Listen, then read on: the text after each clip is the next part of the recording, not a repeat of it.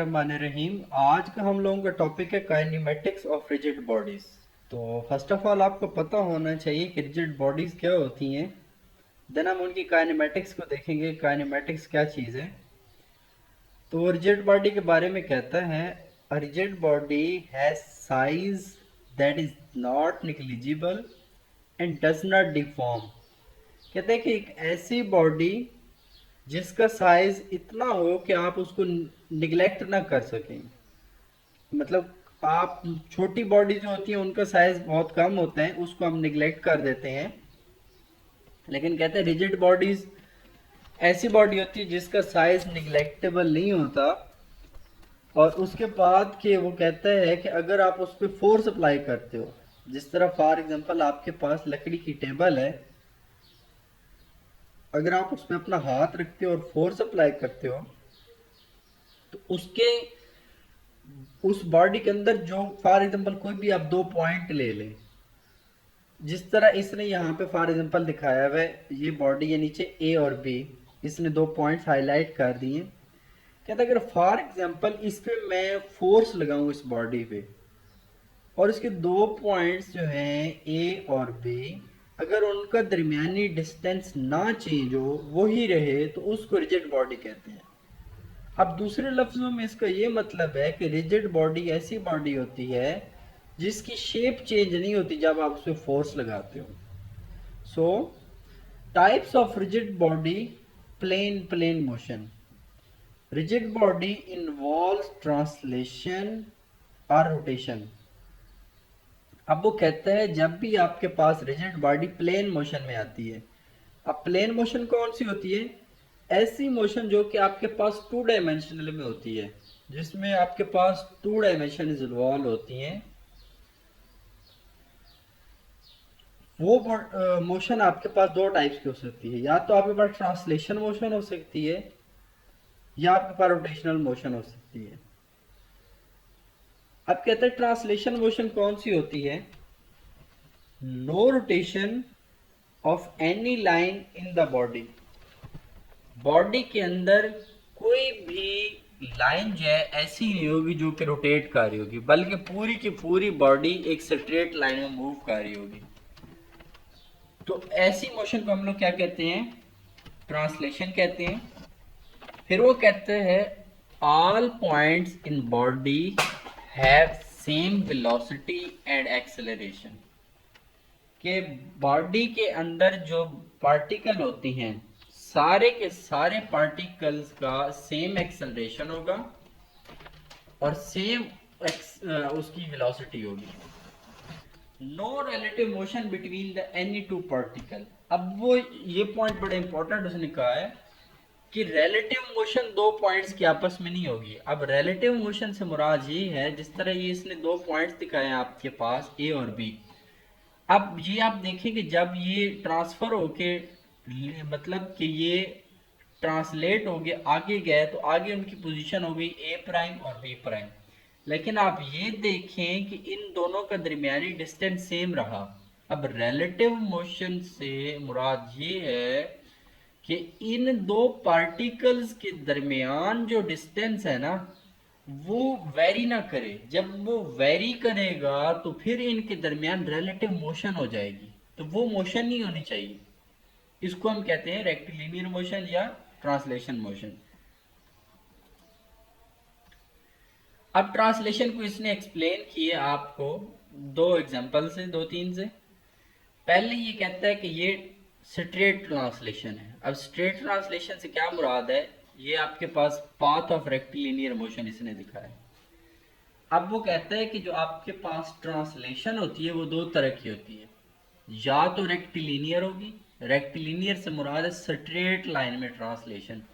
जैसे ये बॉडी है, यहाँ पे इसने दो पॉइंट्स हाईलाइट किए हुए हैं। तो इसमें वो कहते हैं यहाँ के ये जो दो पार्टिकल हैं ये ट्रांसलेट होके एज इट इज स्ट्रेट क्या हुआ, बॉडी यहाँ पे आ गई सेकंड पोजीशन पे, और यहाँ पे दो पॉइंट्स के दरमियान डिस्टेंस आपका सेम रहा। सो यू कैन से दिस इज ट्रांसलेशन। अब वो कहता है सेकेंड हमारे पास मोशन है कि बॉडी कर्व में मूव कर रही है, ये देखें, लेकिन दो पॉइंट्स का जो दरमियानी डिस्टेंस है वो आपके पास क्या है, वो कांस्टेंट है। सो इसको हम क्या कहेंगे, इसको हम कहेंगे ये हमारे पास है curvy linear translation. Curvy linear से क्या मुराद है कि कर्व के फॉर्म में लीनियर मोशन प्रोसीड हुई है। ये कर्व है, कर्व के ऊपर मोशन इस तरह हुई है कि बॉडीज के दरमियान, बॉडी के ऊपर जो दो पॉइंट्स इसने लगाए थे उनका दरमियानी डिस्टेंस जो है वो सेम रहा है। अब नीचे आप देखें तो नीचे उसने बच्चों वाला एक झूला दिखाया हुआ है आपको। ये कहता है कि इसकी जो मोशन है ये भी आपके पास सेम वही होती है कि कर्वी लीनियर हो सकती है, कर्व में हो सकती है, लेकिन इनके जो दो नीचे पॉइंट्स हैं उनका दरमियानी डिस्टेंस जहाँ से ये कनेक्ट है नीचे से, जो इसको मोशन प्रोवाइड करते हैं, उनका दरमियानी डिस्टेंस जो है वो आपके पास चेंज नहीं होता, वो सेम रहता है। सो every line segment on the body remains parallel to its original direction during the motion। वो कहते हैं हर पॉइंट जो है वो बॉडी के ऊपर वो अपनी पहली पोजीशन के पैरेलल रहता है, लेकिन आप कह सकते हैं कि उसकी जगह चेंज हो जाती है। जगह चेंज हो जाती है क्योंकि वो मोशन में है, लेकिन वो पहली पोजीशन के पैरेलल रहता है। इसको हम कहते हैं ट्रांसलेशन। अब कर्वीलिनियर ट्रांसलेशन को अंडरस्टैंड कर लेते हैं। अब वो कहते हैं लेट्स सपोज ये आपकी बॉडी है और इसमें पॉइंट उसने हाईलाइट किए हुए ए एंड बी। अब वो कहता है कि जो आपके पॉइंट्स हैं ए और बी, ये दो पॉइंट्स आफ्टर सम मोशन, ये इसने पोजीशन जो गेन की न्यू वो आपके पास है ए प्राइम और बी प्राइम। अब यहाँ पे वो ये कह रहा है कि ये मोशन जो होगी आपकी, ये आपकी मोशन आप देखें तो स्ट्रेट लाइन में नहीं है, बल्कि ये जो मोशन है आपकी वो क्या है, कर्व पाथ में इसने दिखाई है। तो ये मोशन कर्व पाथ में हो सकती है, लेकिन इनके जो दो पॉइंट्स हैं उनका दरमियानी डिस्टेंस यहाँ पे क्या हुआ, वो सेम रहा। अब ये बी डायग्राम में देखें तो इसमें क्या है, ये आपके पास दो स्पोर्ट्स के पिन स्पोर्ट्स हैं। पिन स्पोर्ट्स के ऊपर इसने क्या किया हुआ है, कोई चीज कनेक्ट की हुई है। तो ये आप देखें तो ये ओवरऑल रोटेट कर सकता है इस पिन स्पोर्ट के इर्द गिर्द, लेकिन फिर क्या है, ओवरऑल ये रोटेट करेगा, कर्व में मूव करेगा, लेकिन दो पॉइंट्स का डिस्टेंस सेम रहना है इनके दरमियान। सो this is called curvilinear translation. अब कहते हैं fixed axis rotation. All points move in circular paths about axis of rotation. अब यहाँ पे उसने दिखा दिया, ये नीचे आप देख सकते हैं इसकी एग्जांपल। वो कहता है सारे के सारे पॉइंट्स एक फिक्स्ड एक्सिस के इर्द गिर्द रोटेट होते हैं। अब वो किस तरह रोटेट होते हैं, ये इसने आपके पास एक स्पॉट दिखाई है। कहते हैं लेट्स सपोज ये रिजिड बॉडी है, मैंने इसको पिन स्पॉट से यहाँ पे कनेक्ट कर दिया, तो ये इसने दो पॉइंट हाईलाइट कर दिए, नीचे तीन पॉइंट्स इसने हाईलाइट किए स्ट्रेट लाइन में white.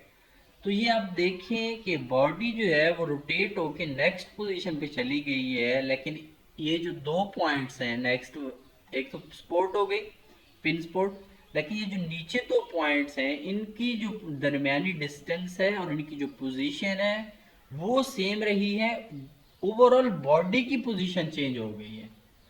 So this is called curvilinear translation.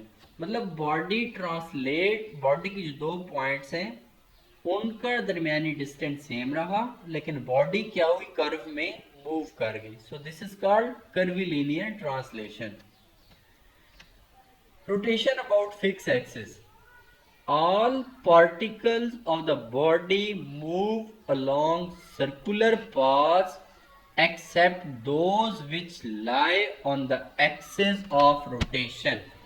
अब वो कहते हैं कि बॉडी के जो सारे के सारे पॉइंट्स हैं वो फिक्स्ड एक्सिस के इर्द गिर्द मूव करते हैं। जिस तरह आपको पता है कि हमारी अर्थ है वो फिक्स्ड एक्सिस के इर्द गिर्द स्पिन मोशन करती है, सिमिलरली यहाँ पे उसने आप देखें तो दरमियान में एक लाइन खींची है, that is called the fixed axis. कि पूरी बॉडी आपकी फिक्स्ड एक्सिस के इर्द गिर्द क्या हो रही है, रोटेट कर रही है, You can also call it as a spin motion. सो ये जो एक्सिस के इर्द गिर्द मूव कर रही है सर्कुलर फॉर्म में, this is called the rotation about fixed axis.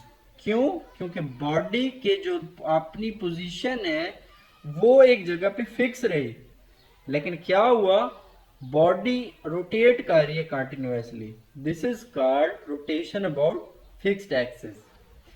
General plane motion. अब जनरल प्लेन मोशन कौन सा होता है कि ऐसी मोशन जो कि आपके पास ट्रांसलेशन और रोटेशन कंबाइन करके मोशन अकर होती है, that is called general plane motion. अब इसमें आप देखें कि बॉडी के दो पॉइंट्स के यहाँ पे डिस्टेंस सेम है, और यहाँ पे आप देखें तो बॉडी कर्व में भी मूव कर रही है। यहाँ पे आप देखें यानी कि इसने क्या किया कि बॉडी के दो पॉइंट्स के डिस्टेंस सेम है, लेकिन बॉडी साथ साथ आगे मूव करने के अपने एक्सिस के इर्द गिर्द रोटेट भी हो रही है। So this is called general plane motion, जिसमें आपके पास आपकी ट्रांसलेशन मोशन भी हो रही होती है और रोटेशनल मोशन भी हो रही होती है। This is called general plane motion. अब जनरल प्लेन मोशन को थोड़ा सा हम डिफाइन कर लेते हैं।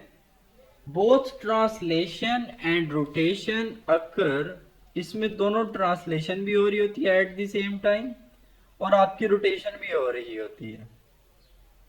Distance between the particle are fixed. Particle के दरमियान डिस्टेंस वही सेम का सेम रहना है, लेकिन अगेन मोशन टू टाइप्स की हो जाएगी कि बॉडी कर्व में भी मूव करेगी और साथ साथ अपने एक्सिस के गिर्द भी रोटेट करेगी। सिंपल वर्ड्स में कि बॉडी के अंदर आपकी स्पिन मोशन भी हो रही होती है और at the same time body आगे मूव भी कर रही होती है। That is called general plane motion. Relative motion of one particle to another will always be circular, कि एक पार्टिकल की दूसरे पार्टिकल के हिसाब से जो मोशन होगी वो हमेशा सर्कुलर होगी। अब यहाँ पे आपने ये बात अपने माइंड में बिठा के रखनी है कि यहाँ पे सिर्फ हम प्लेन मोशन को देख रहे हैं। अब मैंने आपको पहले भी बताया कि प्लेन मोशन कौन सी होती है, ऐसी मोशन आपके पास जो कि दो डायमेंशन में प्रोसीड होती है, 2D में जाती है, that motion is called plane motion, और you can say general plane motion. अब जनरल प्लेन मोशन को हम लोग थोड़ा सा समराइज करते हैं। वो कहता है general plane motion is the summation of translation and rotation. जिस तरह पहले मैंने आपको बताया कि जनरल प्लेन मोशन जो है वो बेसिकली आपका कॉम्बिनेशन है ट्रांसलेशन मोशन का और रोटेशनल मोशन का। सो यहाँ पे कह रहे हैं कि अगर हम ट्रांसलेशन मोशन और रोटेशनल मोशन को सम अप करें तो जो आपके पास मोशन आती है that is called general plane motion. अब जनरल प्लेन मोशन में वो कहता है कि जो पहले है आपके पास वो क्या है, टू रॉड जिसने दिखाए हैं आपके पास बेसिकली, उनका जो स्टार्टिंग पॉइंट है that are A1 and A2, और जो उनका फाइनल पॉइंट्स है that are B1 and B2।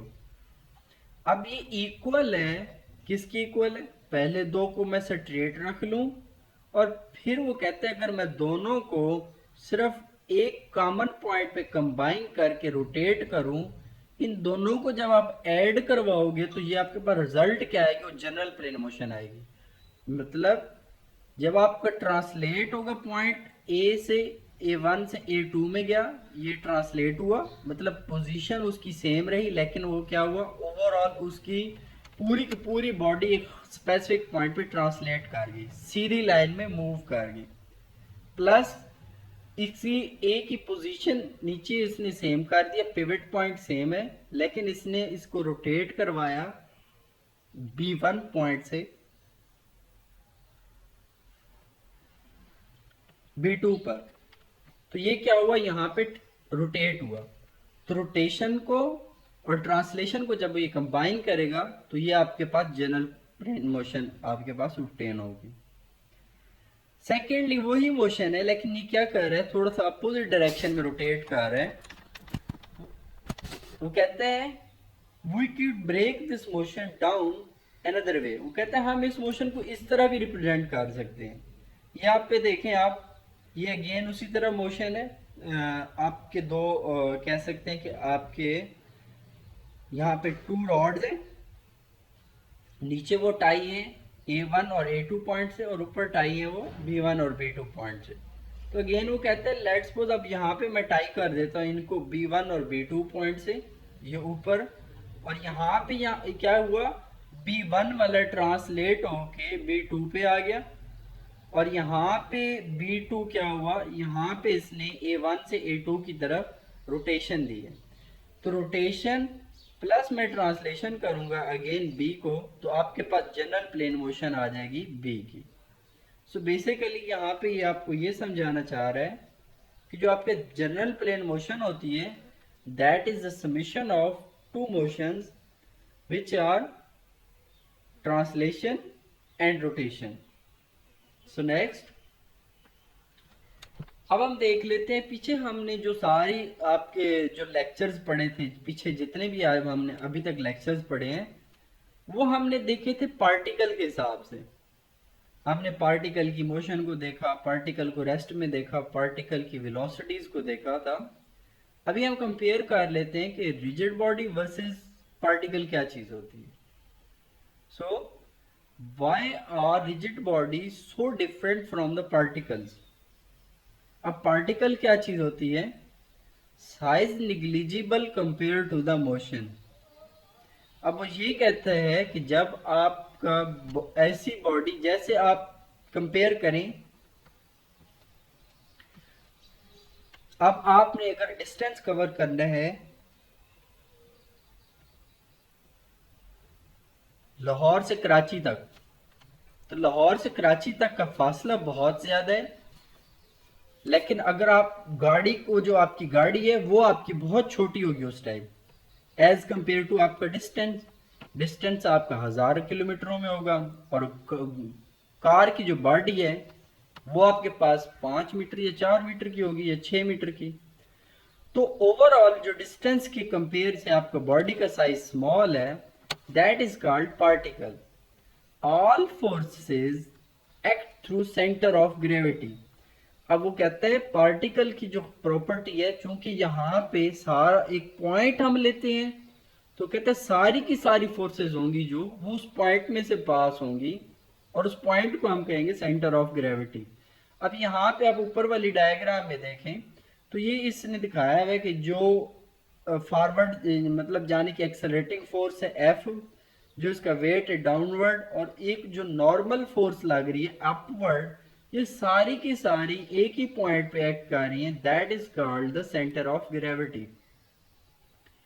Neglect rotation about centre of gravity. अब पार्टिकल में हम लोग क्या कर लेते हैं, पार्टिकल में हम लोग रोटेशन को निग्लेक्ट कर देते हैं।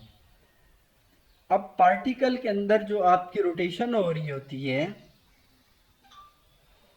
वो कहते हैं कि अब पार्टिकल चूंकि बहुत छोटा होता है लिहाजा इसके जो थोड़ी बहुत चेंजेस आती हैं कर्व फॉर्म में, थोड़ा बहुत ये मूव करता है, उसको हम निग्लेक्ट कर देते हैं और हम एक ही चीज कंसिडर करते हैं कि ये सिर्फ और सिर्फ स्ट्रेट लाइन मोशन है, हम इसकी रोटेशन को नहीं देख रहे होते, वो हम ज़रा गौर नहीं लाते। अब रिजिड बॉडीज क्या चीज होती हैं, point of application and line of action are important. अब यहाँ पे आपने पॉइंट ऑफ एप्लीकेशन के साथ साथ लाइन ऑफ एक्शन भी देख लिया फोर्सेस का। अब आप देखें कि आपने जब रिजिड जब आपने पार्टिकल को देखा था तो सिर्फ और सिर्फ आपने पॉइंट को देखा था कि किस पॉइंट पे आपकी सारी फोर्सेस एक्ट कर रही है, लेकिन जब आप रिजिड बॉडीज को देखोगे तो तब चूंकि बॉडी ऐसी चीज होती है रिजिड जो कि एज कंपेयर टू डिस्टेंस जो उसने कवर करना है, बॉडी का साइज है वो स्मॉल नहीं है, मतलब आप निग्लिजिबल साइज नहीं है इसका। सो अब आपने ये भी देखना है, चूंकि नेग्लिजिबल साइज नहीं है, तो आप ये देख सकते हैं कि फोर्सेस किसी भी जगह पे एक्ट कर सकती हैं।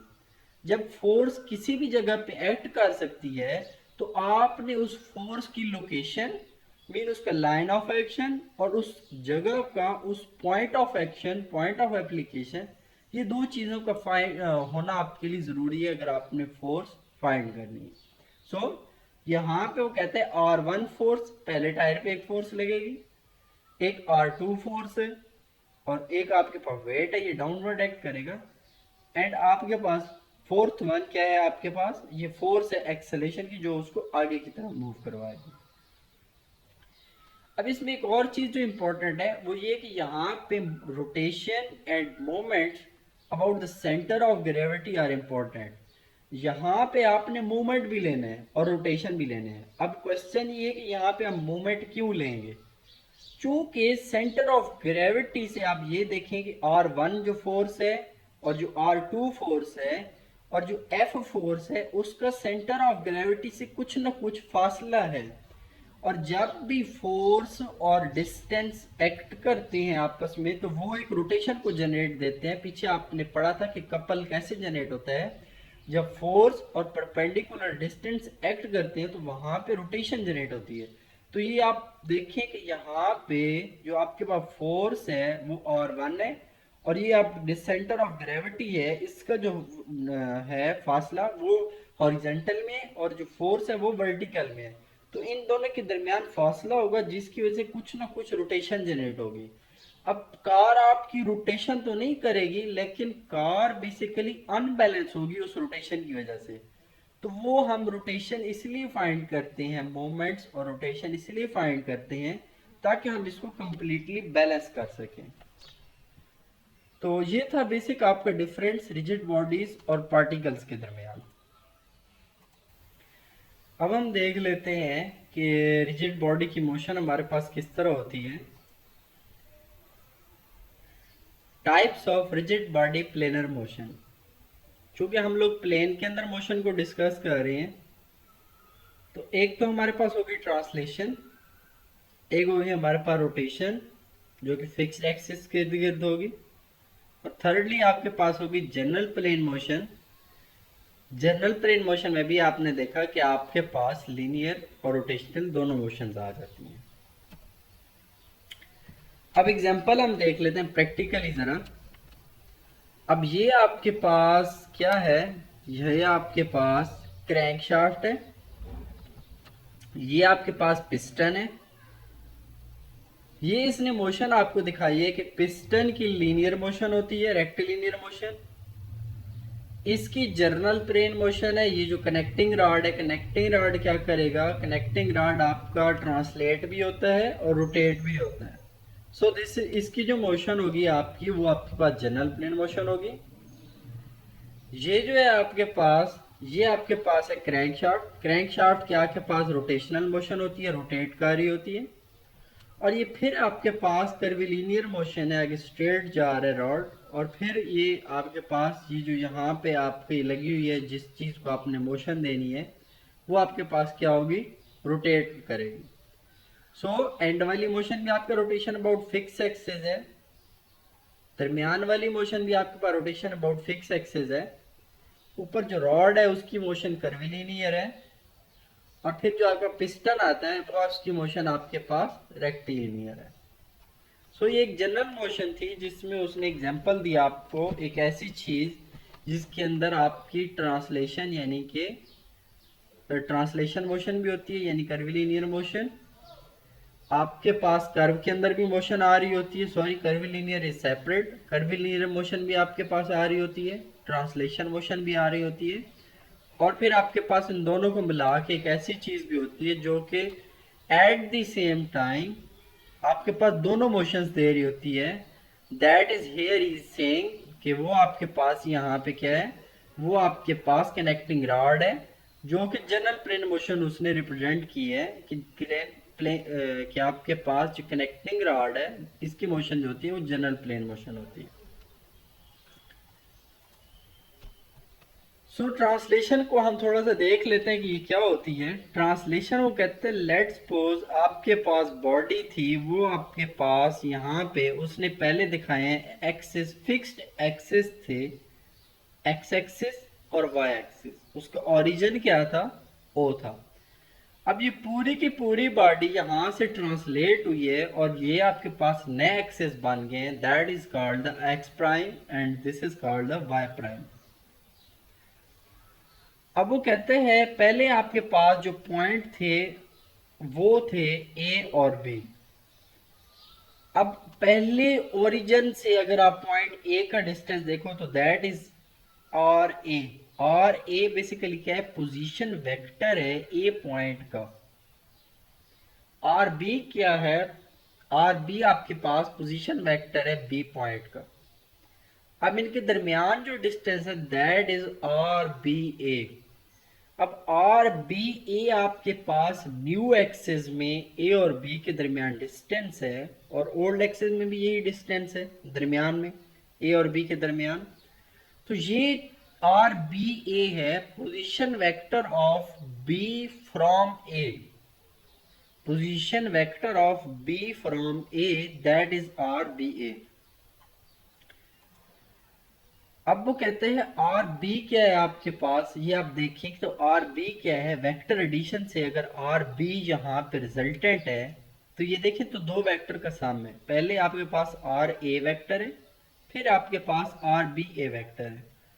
आर बी ए को आपने ड्रा किया वेक्टर ए के हेड के साथ, वेक्टर बी की टेल मिलाई आपने, ओ सॉरी आर बी ए की टेल मिलाई, तो रिजल्टेंट जो आपके पास आया वो आपके पास आया R B. So R B is equal to R A plus R B A. अब सिमिलरली इसको जब वो कहता है कि अगर मैं डिफ्रेंशिएट करूं टाइम के लिहाज से, तो पहला जो है डिस्टेंस डिवाइड बाय टाइम करूंगा तो वो वेलोसिटी बन जाएगी, आर वी बी बन जाएगी। ये वेलोसिटी बनेगी वी ए, और ये जो वेलोसिटी है ये आपके पास चूंकि रिलेटिव डिस्टेंस है तो इसकी वेलोसिटी समथिंग डिफरेंट होगी, इसलिए इसको इसने यहाँ पे distance R B A divided by time कर दी। इसको हम बाद में देखते हैं ये किस तरह होता है। चूंकि आर बी ए आपके पास कांस्टेंट है इसीलिए कहता है कि ये आर बी ए मतलब ए और बी के दरमियान बॉडी ने ट्रांसलेट किए। और आपने याद रखना है, हमने पीछे पढ़ा था कि जब बॉडी ट्रांसलेट करेगी तो उसके किसी भी दो पॉइंट्स के दरमियान जो डिस्टेंस होगा वो आपके पास वेरी नहीं करेगा, वो कांस्टेंट होगा। इसीलिए इसने आर बी ए मतलब बी और ए पॉइंट्स के दरमियान जो डिस्टेंस है वो आपके पास कांस्टेंट है, तो कांस्टेंट का जो डेरिवेटिव होता है वो जीरो होगा। लिहाजा डेरिवेटिव ऑफ आर बी ए जो है ये वाली टर्म जो है तीसरी ये जीरो हो जाएगी। और V B is equal to V A, मतलब ट्रांसलेशन के दौरान जो पॉइंट बी पे वेलोसिटी थी और पॉइंट ए की वेलोसिटी थी that is B equal. And same is the case with the acceleration. If you again differentiate your velocity Vb and velocity Va, you will again get the same value acceleration at B and acceleration of A. And these are equal. And one thing more you have to discuss here is that if you are again going to differentiate with your position vector, so you will see your position vector at the velocity time it goes to the zero. Why it goes to zero? The reason is that कि यहाँ पे जो आपको दो points के distance है दरमियानी वो same रहा, इसलिए यहाँ पे आपके पास ये आर बी ए जीरो हो गया। लिहाजा एक्सेलेरेशन में तो इसका कंसेप्ट आता ही नहीं, इसलिए वी बी आपकी जो वेलोसिटी है और वी ए जो वेलोसिटी है वो दोनों आपके पास जब अगेन डिफ्रेंशिएट करोगे तो एक्सेलेरेशन बनेंगे और दोनों एक्सेलेरेशन भी आपके पास सेम होंगे। नेक्स्ट समरी हम क्या निकालते हैं, अब वो कहते हैं टाइम डिपेंडेंट एक्सेलरेशन एक होता है और एक होता है कांस्टेंट एक्सेलरेशन। अब कांस्टेंट एक्सेलरेशन की जो इक्वेशंस हैं वो आपके पास आपको पता है कि वो तीनों इक्वेशन ऑफ मोशन जो हैं वो कांस्टेंट एक्सेलरेशन पे अप्लाई होती हैं। सो पहली इक्वेशन ऑफ मोशन, दूसरी इक्वेशन ऑफ मोशन और तीसरी इक्वेशन ऑफ मोशन ये तो हो गई सीधी। अब आते हैं कि टाइम डिपेंडेंट एक्सेलरेशन, जो कि आपके पास वेरी करता है टाइम के साथ, सेम नहीं रहता. You can say whether it will go on accelerate और it will decelerate. So you can say it's a retardation और इट्स अ पॉजिटिव एक्सेलरेशन. अगर आपको एक्सेलरेशन बढ़ रहा है तो आप उसे कहते हैं पॉजिटिव एक्सेलरेशन. अगर वो कम हो रहा है तो you will say it's a retardation. So पहले आपके पास डिस्टेंस इसने दिखा दिया in terms of time, mean कि डिस्टेंस टाइम का फंक्शन है, कि टाइम के लिहाज से डिस्टेंस आपका वेरी हो रहा है. S stand for distance. जब आप इसको डिफ्रेंशिएट करते हो टाइम के लिहाज से तो आपकी वेलोसिटी बन जाती है, ये इसने दिखा दिया आपको. फिर जब आप वेलोसिटी को डिफ्रेंशिएट करते हो एक्स, तो ये एक्सेलेरेशन बन जाता है. अब यहाँ पे पॉइंट जो नोट करना है वो ये है कि अगर आप वेलोसिटी की जगह ये जो v लिखा हुआ है, v की जगह इसकी वैल्यू पुट करो तो ds बटा dt आप पुट करेंगे. तो ds बटा dt जब आप पुट करते हैं तो आप देखते हैं कि ये ds बटा dt क्या करेगा, d स्क्वायर s और dt स्क्वायर. अब इसका मतलब क्या है, इसका मतलब ये है कि अगर आप डिस्टेंस को 2 टाइम्स डिफरेंशिएट करो तो आपके पास एक्सेलरेशन आता है. अगर आप एक टाइम डिफरेंशिएट करो तो आपके पास वेलोसिटी आती है. सो यहाँ पे इसने क्या किया, ये इक्वेशन को देखो तो एक्सेलरेशन के साथ इसने टाइम को मल्टीप्लाई करवा दिया dt, सॉरी ds, और यहाँ पे v dv इसने कह दिया. तो ये आपके पास इक्वेशन ऑब्टेन हो जाती है. अब हम देखते हैं rotation about a fixed axis. अब rotation about the fix axis में जब आप देखते हैं तो आपको पता है बॉडी रोटेट होती है. जब बॉडी रोटेट होती है तो वो कुछ ना कुछ एंगुलर डिस्टेंस कवर करती है. सो एंगुलर पोजीशन यहाँ पे होगी, यहाँ पे एंगुलर डिस्प्लेसमेंट होगा, एंगुलर वेलोसिटी होगी और एंगुलर एक्सेलरेशन होगा जब बॉडी रोटेट करेगी. याद रखें पीछे बॉडी आपके पास ट्रांसलेट हुई थी. सो एंगुलर पोजीशन क्या है, defined by the angle measured between a fixed line and or measured in radian. अब ये आप डायग्राम देखें. सबसे पहले ये डायग्राम इसने क्या दिखाया है, डायग्राम में वो आपको दिखा रहा है कि ये ओ पॉइंट है. ओ पॉइंट से पहले आपकी फिक्स एक्सिस थी, फिक्स एक्सिस से इसने डिस्टेंस कवर किया थीटा और वो पोजीशन आ गई P. अब P क्या कहेगी और फिर क्या हुआ, फिर इसने डिस्टेंस कवर किया और वो क्या हुआ, नेक्स्ट थोड़ा सा इसने डिस्टेंस हुआ वो डी थीटा हुआ. अब डी थीटा की स्टोरी हम बाद में देखते हैं. पहले आप ये देखें कि पहले 0 पॉइंट पे थी, 0 से इसने क्या किया, रोटेट हुई तो इसने कवर किया, कितना कवर किया डिस्टेंस, वो एंगुलर फॉर्म में है चूंकि थीटा है कि यानी कि इतनी डिग्री रोटेट हुआ. एंगुलर पोजीशन को इस टाइम ये थीटा डिस्कस कर रहे हैं, तो इसको हम रेडियन में मेजर करते हैं. अब नीचे वो कहते हैं एंगुलर डिस्प्लेसमेंट क्या होता है, कहते हैं एंगुलर डिस्प्लेसमेंट क्या है, वेक्टर क्वांटिटी है. अब इसकी भी डायरेक्शन होगी चूंकि डिस्प्लेसमेंट इज अ वेक्टर, सो इसकी डायरेक्शन होगी. तो इसकी डायरेक्शन हम राइट हैंड रूल से फाइंड करते हैं. राइट हैंड रूल वो आपको बता देता है कि curl the finger of right hand in the direction of rotation, कि अपने सीधे हाथ की उंगलियों को जिस तरह बॉडी रोटेट हो रही है उस तरह कर्व करो तो जो आपका अंगूठा होगा, जो आपका थंब होगा, वो आपको बताएगा कि ये अपवर्ड है या डाउनवर्ड है. सो 1 रेवोल्यूशन इक्वल टू 2 पाई होते हैं. 1 रेवोल्यूशन में 360 होते हैं, तो 360 आपके पास डिस्प्लेसमेंट जब कवर करेगा तो वो 2 पाई रेडियन होगा. अब देख लेते हैं हमारे पास वेलोसिटी कैसे होती है एंगुलर. तो एंगुलर वेलोसिटी वो कहते हैं चूंकि थीटा के पास एंगुलर डिस्प्लेसमेंट होता है. एंगुलर डिस्प्लेसमेंट का वो कहते हैं कि जब मैं डेरिवेटिव लेता हूं तो मेरे पास जो चीज आती है वो होती है एंगुलर वेलोसिटी. अब किस तरह इसने D theta over D T किया, डी थीटा और डी टी ये कर रहा है, तो आपके पास क्या चीज ऑब्टेन हुई, ये आपके पास ऑब्टेन हुई यहाँ पे एंगुलर वेलोसिटी, जिसको वो ओमेगा से रिप्रेजेंट कर रहे हैं. अब नीचे कहते हैं एंगुलर एक्सेलरेशन है. एंगुलर एक्सेलरेशन क्या है, जब आप वेलोसिटी को अगेन डिफरेंशिएट करोगे तो आपके पास क्या चीज आएगी, एक्सेलरेशन आएगा, और अब एक्सेलरेशन जो होगा वो एंगुलर एक्सेलरेशन होगा। और अगेन उसने वही कहा कि अगर मैं एंगुलर पोजीशन को 2 टाइम्स डिफरेंशिएट करूं या वेलोसिटी को 1 टाइम डिफरेंशिएट करूं तो आपके पास एंगुलर एक्सेलरेशन आता है। और नीचे उसने अगेन उसी तरह इक्वेशन दे दी जैसे उसने यहाँ पे लीनियर के लिए आपके पास दी थी, A D S is equal to V D we.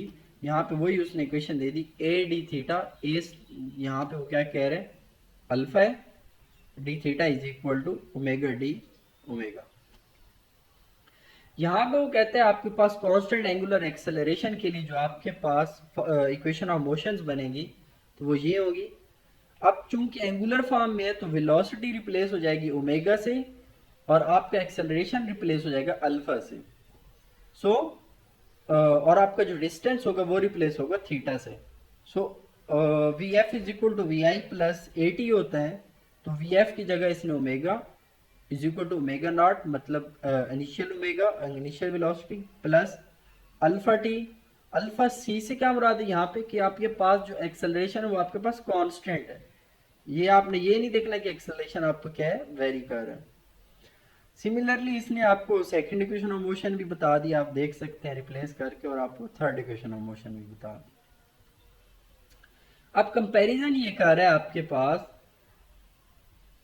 Angular form में और लीनियर फॉर्म में जब आपके पास इक्वेशंस होती हैं तो सिंपल उसने वही आपको बताया यहाँ पे कि पहले डिस्टेंस एस होता है, यहाँ पे डिस्टेंस क्या होगा, थीटा होगा। पहले आपके पास जो वेलोसिटी होती है वी होती है, अब आपके पास जो वेलोसिटी होगी वो होगी ओमेगा। पहले आपके पास एक्सेलरेशन ए होता है, अब आपके पास जो एक्सेलरेशन होगा वो होगा ओमेगा। तो ये इसने 3-4 रिप्लेसमेंट्स लाकर इसको क्या किया, ओकेशंस को चेंज कर दिया। तो यहाँ पे आप देख सकते हैं इसने बहुत इजीली कंपेयर भी कर दिया यहाँ पे। अब मोशन ऑफ पॉइंट पी हम देख लेते हैं कि पॉइंट पी किस तरह आपको मूव कर रहे हैं। कि हम देख लेते हैं कि एंगुलर मोशन और आपके पास लीनियर मोशन किस तरह रिलेट है। तो इट इज डिफाइंड पोजीशन क्या होती है। अब जो पोजीशन है, अब देखें कि आपके पास पहले एक जो डिस्टेंस है आपका वो आर है। आर क्या है, आर्क आपका रेडियस है। अब ये इसने एक पॉइंट था यहाँ पे, आप देखें कि ये पर्पल लाइन दिखा रहा है आपको कि पर्पल लाइन पहले एक जीरो पोजीशन पे थी, फिर इसने क्या किया, इसकी पोजीशन चेंज करके ये अगले पॉइंट पे आ गया। तो अब जो इसकी पोजीशन होगी वो आपके पास क्या हुई, वो एक नई पोजीशन हो गई। तो इस दौरान जो इसने डिस्टेंस कवर किया वो आपके पास s is equal to R theta है बेसिकली। अब कितना डिस्टेंस है, s is equal to R theta, arc length.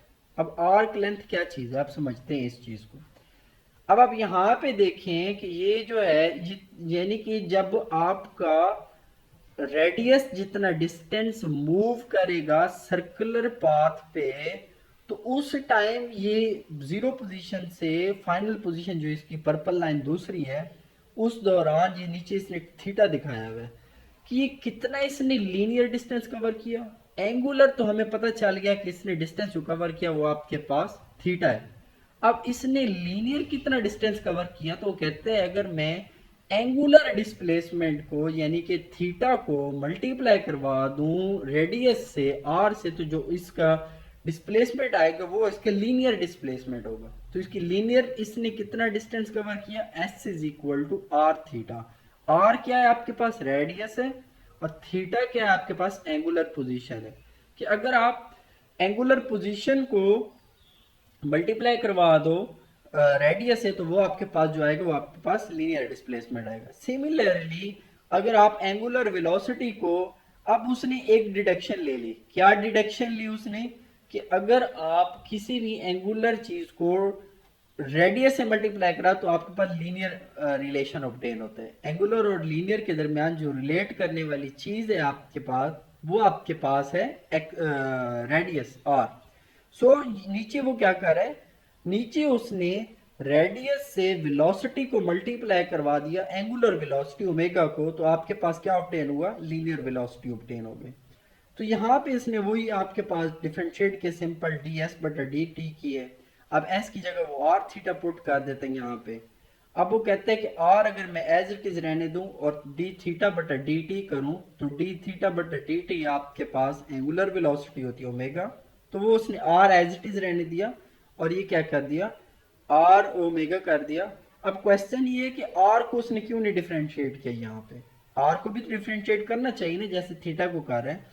तो मेरे बच्चों, चूंकि आर यहाँ पे रेडियस है और रेडियस सर्कल का एक कांस्टेंट है, सर्कल जो है ना वो तो एक कांस्टेंट है ना, तो रेडियस इसका कांस्टेंट है, इसलिए यहाँ पे इसने आर को नहीं तब्दील किया। सो आपकी जो वेलोसिटी होगी वो आर ओमेगा आएगी। अब इसी तरह एक्सेलरेशन जो है वो आपका आर अल्फा आएगा। और अब एक्सेलरेशन का जो नॉर्मल कंपोनेंट होगा वो होगा आपके पास वी स्क्र ओवर आर। क्योंकि आप देख सकती हैं कि जब भी बॉडी सेंटर में या सर्कुलर फॉर्म में मूव करती है, दो एक्सेलरेशन एक्ट कर रहे होते हैं, एक टेंजेंशियल एक नॉर्मल। ये आप देखें कि जो आपके पास पार्टिकल है पी, ये इसने डायग्राम में दिखाया है, उसका एक्सेलरेशन अगर ए है तो उसके दो कंपोनेंट हैं। एक उसका नॉर्मल कंपोनेंट है जो आपका सेंटर की तरफ है, एक उसका टेंजेंशियल कंपोनेंट जो कि बाहर की तरफ है। अब नॉर्मल कंपोनेंट की वजह से आपकी सेंट्रीपिटल फोर्स होती है और बॉडी सर्कल के अंदर ही मूव करती है, और टेंजेंशियल कंपोनेंट की वजह से बॉडी बाहर की तरफ जाने की कोशिश करती है और वो आपकी सेंट्रीफ्यूगल फोर्स बनाती है, ये कुछ और काज करता है। सो जो आपका सेंट्रीपिटल फोर्स को आपकी जो फोर्स होती है M V square over R, तो वहां पे चूंकि जो आपका एक्सेलरेशन होता है, जो सेंट्रीपिटल एक्सेलरेशन होता है उसको हम नॉर्मल एक्सेलरेशन भी कहते हैं, वो आपका यहाँ पे A N is equal to V square over R. That अगर v की वैल्यू अगर मैं पुट कर दूं तो ओमेगा आर, और that is omega square R. ये आप सिंपलीफाई कर सकते हैं। अगर आप यहाँ पे इसका पैथागोरस थ्योरम अप्लाई करो तो ये एक हॉरिजॉन्टल कंपोनेंट है, एक वर्टिकल कंपोनेंट है, यानी कि ए टी और ए आर यहाँ पे कंपोनेंट हो गए, इसने वैल्यू पुट करके ओवरऑल आपके पास एक्सेलेरेशन की वैल्यू दे दी। तो यहाँ पे हम सिंपल इक्वेशंस बना लेते हैं। पहली इक्वेशन आपके पास क्या आई, S is equal to theta R, दूसरी का है V is equal to R omega, और तीसरी इक्वेशन आपने क्या निकाली, A is equal to R alpha. तो ये बेसिकली रिलेशन है लीनियर मोशन का एंगुलर मोशन के साथ। तो thank you so much for watching, ये आपको समझ आया होगा होप सो। तो नेक्स्ट टाइम इंशाल्लाह हम कोई ना कोई प्रॉब्लम देख लेंगे या अपने नेक्स्ट टॉपिक को कंटिन्यू करेंगे। Thank you so much for watching, thank you, अल्लाह हाफिज़।